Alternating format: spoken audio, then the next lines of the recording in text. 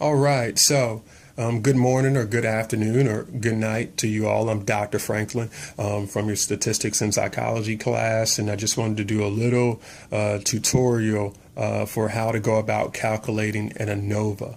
So an ANOVA stands for the analysis of variance, and it's a statistic that you would use if you have an independent variable that has more than two groups. So up until this point, we've been talking about experiments that involve comparing two groups as it pertains to one independent variable.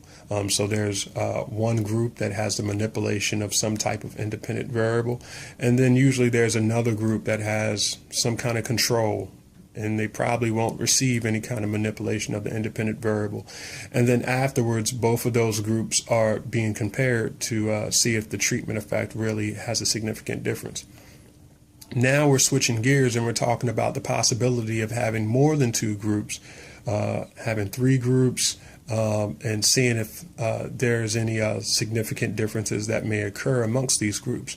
So the reason why we're doing this is because if we use the t-test to analyze differences that may exist between each of the three groups, what we'd find is that the error would inflate. So as we did a two-sample t-test for, two of the three, we'd have to do another t-sample test for another two of the three, and ultimately all of that error would compound and basically make our study erroneous and not really useful. So we're doing an ANOVA because this will allow us to keep the error at a relatively stable state and also assess for any differences that may result. Okay, so with this tutorial, we're going to walk through how to go about calculating an ANOVA, and I'll be fleshing out kind of what some of the symbols mean, and hopefully this will be a good, useful tool for you to go about completing your homework assignment. Okay, so we're on page 389, number 19, and it reads as follows. The following data were obtained from an independent measures research study comparing three treatment conditions, using ANOVA with an alpha level of 0.05 to determine whether there are any significant mean differences among the treatments. Okay, and I've listed out the data that they've offered up to us. And let me go ahead and put down that this is with an alpha level of 0.05 or 5%, because that's going to be really important when we go to the back of our book to look up our F critical, because now we're calculating an F. So we have statistics down here for three separate groups. We have the sample size for one group is 8. Then we have a capital T, and T means the total number of raw scores for that particular group. Okay, so even though the raw scores aren't listed out, they've already calculated the total for you, and that's what that T stands for, that capitalized T. Two capitalized S's stands for sum of squares, or sum of squared deviation scores, and that's 40 right there. So this is the precursor to the variance. And then you have those same statistics being laid out for you for the second treatment group, and then for the third treatment group too. Okay. Now, the first thing that we're going to do is look up our F critical. Right, so we're going to look up the number that your calculated F needs to exceed in order for you to reject the null hypothesis, okay? And we're still going to be using degrees of freedom, but the formulas for those degrees of freedom are going to change a bit, because now we're talking about an ANOVA, okay? So in particular, those formulas are going to be this. So let me lay those out for you, and then I'll kind of explain what they mean, okay?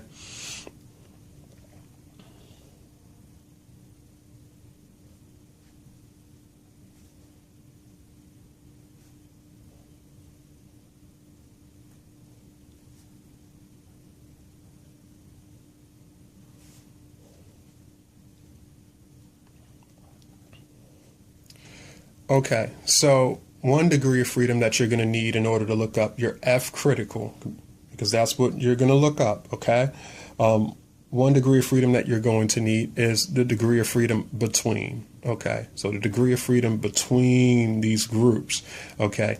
K stands for the number of groups that you have, okay? The number of groups that you have, that's what K stands for. So we have 1, 2, 3. So we have 3 groups. So 3 minus 1, right? Minus 1, that's the formula, will give us a degree of freedom for between of 2, okay? So 2 of these groups are allowed to vary. One of them has to be a certain number in order for it to balance out, right? So that's what that degree of freedom for between represents. Then there's degree of freedom within, okay? Degree of freedom within. So that's assessing the degree of freedom that occurs within each and all of these groups right here, right? So N means the total number of individuals in your study, okay? And in this case, N would be equated to adding up the sample sizes for each of these respective groups, right? So we got 8 plus 6 plus 4, which would ultimately give us 14. I mean, excuse me, not 14, 18. 18, right? So we have 18.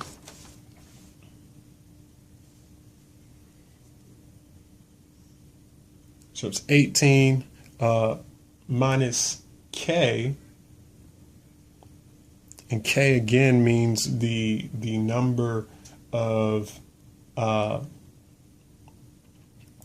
groups.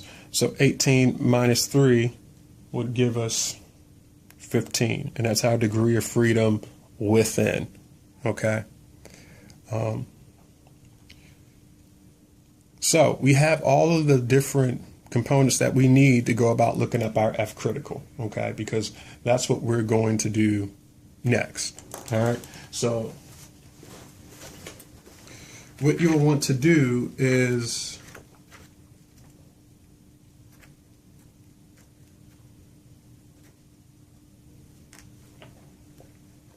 flip to the back of your book, and you're going to go on page 577, and we're looking up an F distribution now.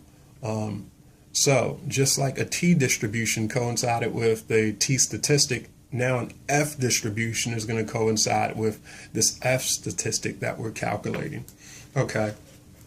And some of the same principles and steps that you use to go about looking up your T critical, you're going to use to go about looking up your F critical. Okay. When you come to this F distribution table, they're asking you for degrees of freedom in the numerator and degrees of freedom in the denominator. Degrees of freedom in the numerator is going to be your degree of freedom between. Okay. So degree of freedom in the numerator equates to being your degree of freedom in between. Whereas degree of freedom in the denominator equates to being a degree of freedom within. Okay. So with that understanding, let's move forward. So we know that our degree of freedom between is 2, right? And we know that our degree of freedom within is 15. So in this horizontal column right here, dealing with the degree of freedom in the numerator, we're going to stop at the 2, right? And then we're going to go down this column and stop at the degree of freedom of within, which is 15, okay? And in particular, our F critical for this study is going to be 3.68. Now, when you come down to 15, you see that there's a normal font letter for 3.68, and then you see this bolded 6.36. What does that mean? So if you go to the top of your chart, it'll tell you that table entries in light face type are critical values for the 0.05 level of significance. Bold face type values are for the 0.01 level of significance, right? So we want the light face value because that's 0.05. We don't want the boldface because that's 0.01. You follow? So we're going to go with 3.68, and that's going to be our F critical for the study. Okay? That's going to be the number that our F needs to exceed in order for us to reject the null hypothesis as it pertains to this ANOVA example. Okay, so I would recommend this being your first step. Go ahead and calculate your degree of freedom between degree of freedom within. Find what your alpha level is, and then go ahead and look up your F critical, because that's going to be really important as far as you moving forward in completing this problem. There's a few additional statistics that I need to add to this section. So let me go ahead and do that. Some we've already talked about. So capitalized N equals 18, right? And that's just 8 plus 6 plus 4. So it encompasses all of the participants within the study. Total amount of participants in the study, 18. G equals 17. G, what does, that G mean? Well, the G is the total number in terms of the raw scores for the entire research project. Okay, so 16 plus 24 gives you 40, and then 40 plus 32 gives you 72. So that is how we went about getting G. So G represents all these capitalized T's being added up. Okay, so G equals 72. Then we have a sigma x squared equals 464. Okay, so this is the sum of x squared. So these T's represent all raw scores for each particular sample, right? All of them summed up. So if all of those raw scores were present, so all 8 of the numerics that make up the total amount for that sample, 16, all 6 of the numerics that make up the total amount for 24, if all of those raw scores were just listed out, and if we squared them and just added them up for each group, we would get 464. Okay, so there's no way that we can confirm this or deny it. It's being given to us with this particular problem, and we just kind of have to accept it. Okay, because there's no way that we can kind of go back and double check and see, exactly what's going on. Okay, so let's move on to our next step, or what I would recommend you do next. Okay. So I would recommend that you go ahead and get your sum of squares total. And let me write out the formula for that.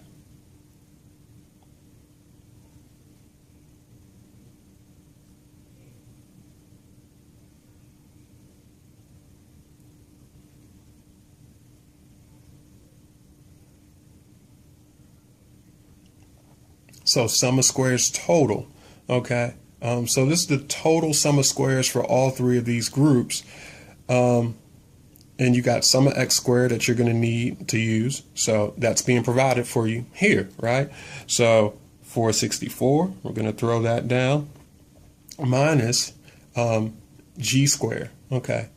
So all of the raw scores for all of the samples summed up would give us 72. So we're going to put 72 in there, but we still need to square that, right? So there's a little square there. We need to square that. We're going to put that over n, which is 18.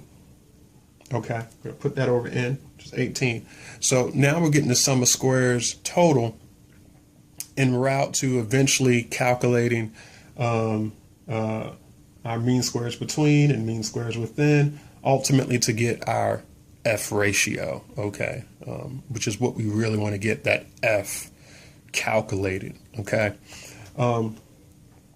So let's go ahead and do this math out. 464 minus this equation here. So 72 squared will give you 5,184. Okay, if you just square 72, you get 5,184. So you're multiplying 72 by itself. You're going to put 18 underneath that. 5,184 divided by 18 will give you 288. Okay. And you still need to subtract that from 464. And once you do, you will get sum of squares total equals 176. Okay. So I think that the first thing that you should do is calculate your sum of squares total. Go ahead and just calculate that, since they're giving you so much information here. Because all the time, when you're calculating ANOVAs, all the time, information isn't just given to you like this. Sometimes you just have the raw scores and you have to get here first. In other words, you have to go through and calculate the deviations and square those deviations, then add them all up, and then you get to this stuff. So this is really a expedited process here, and a lot of the work is being done for us. Okay, so we got sum of squares total. You calculated that first. The next thing that I would suggest you do is go ahead and get your sum of squares within.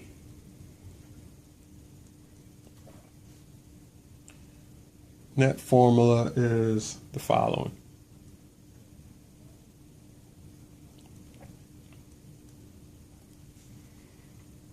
So sum of squares within for the entire project is the sum of all of the sum of squares within, or the sum of squares for each respective group. So that would mean that you're going to add 40 plus 24 plus 16. Okay. So we got sum of squares within 40 plus 24 plus 16. Okay, which will give you 80. Okay.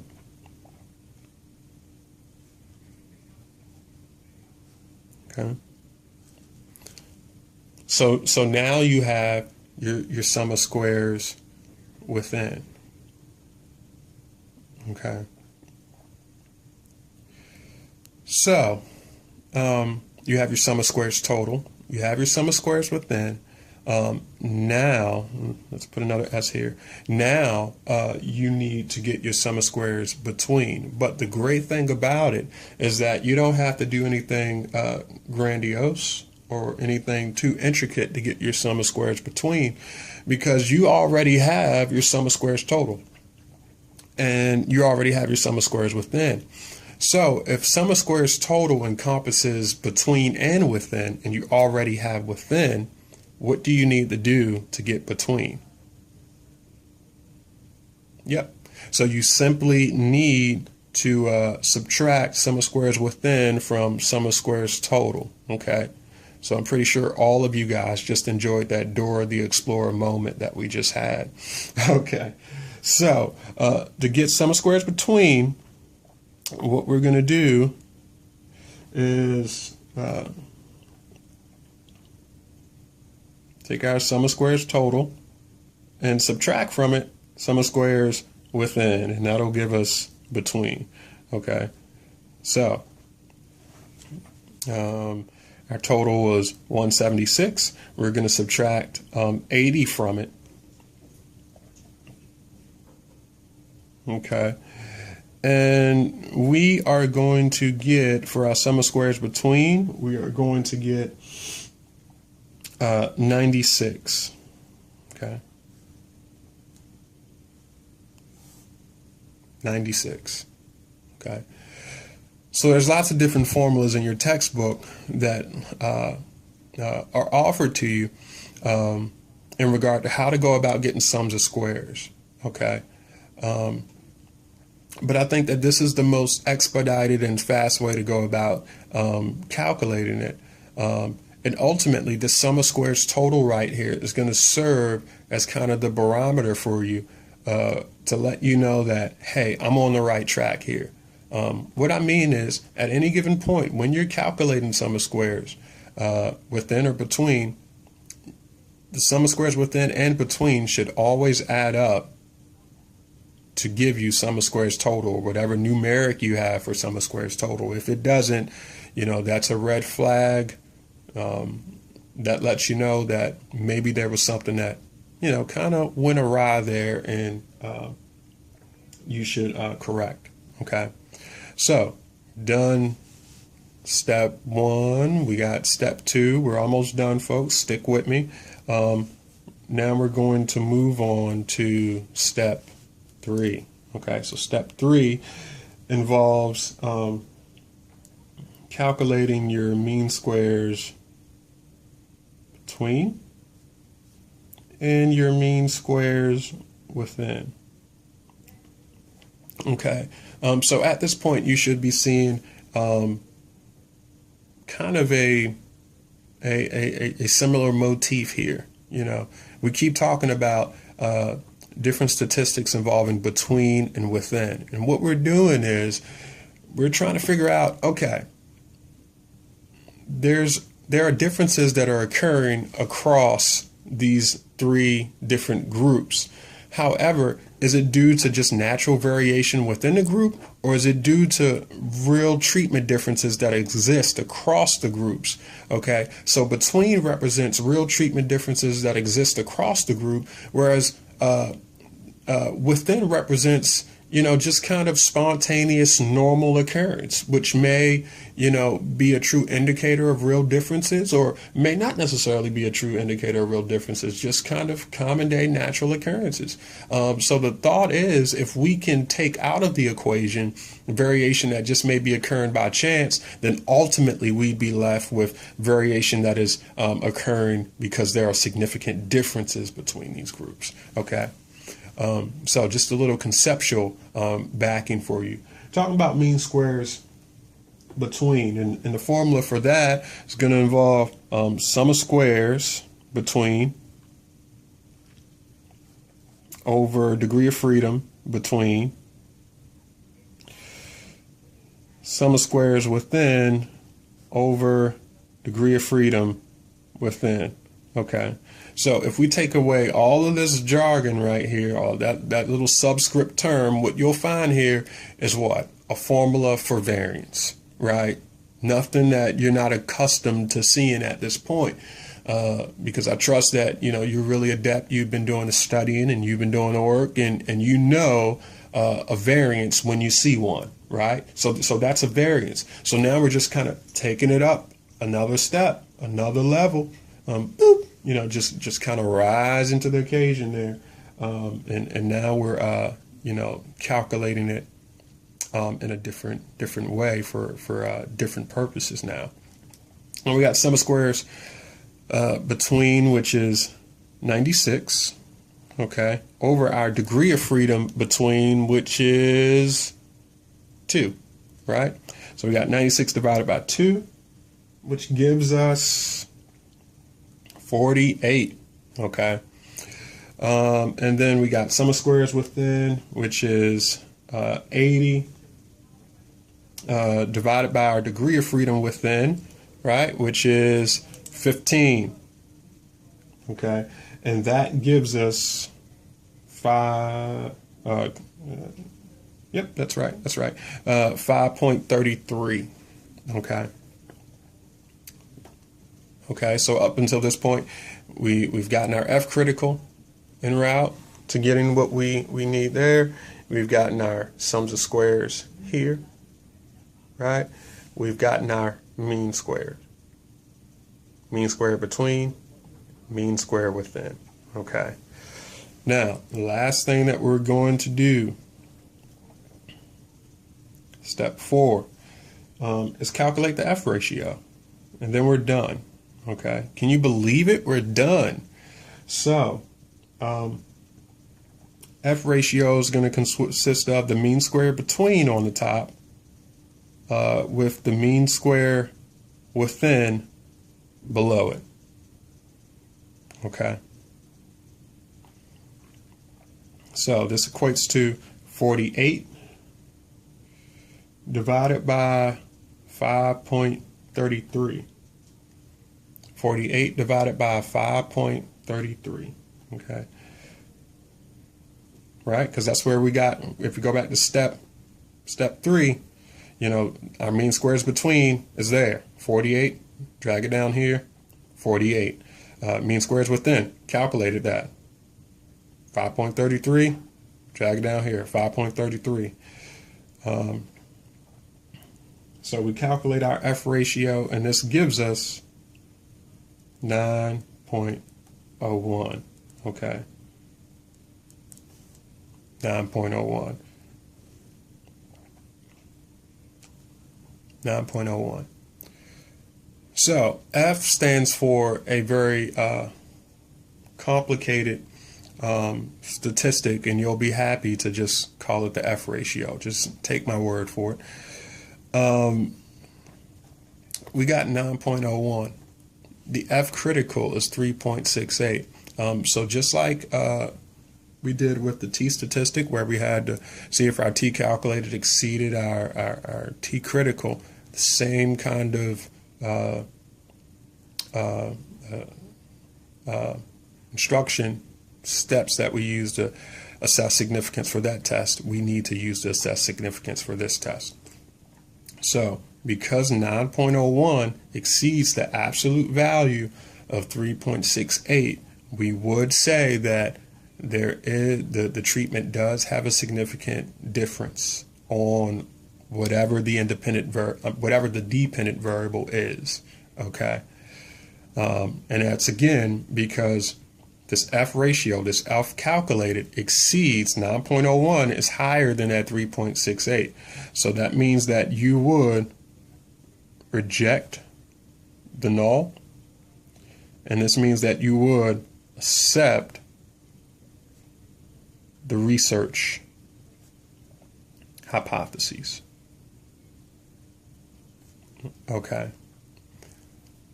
So this is a basic, very basic introduction to how to go about calculating an ANOVA when statistics as it pertains to 2 or more treatment groups are given to you. How to go about calculating an ANOVA. First, you want to start off by looking up your F critical first and doing your research hypotheses and doing your null hypotheses. Then afterwards, you want to go about calculating your sum of squares, as I've done here, as you should have been doing as we're following along. I think it'd be helpful for you to just go through and check your answers.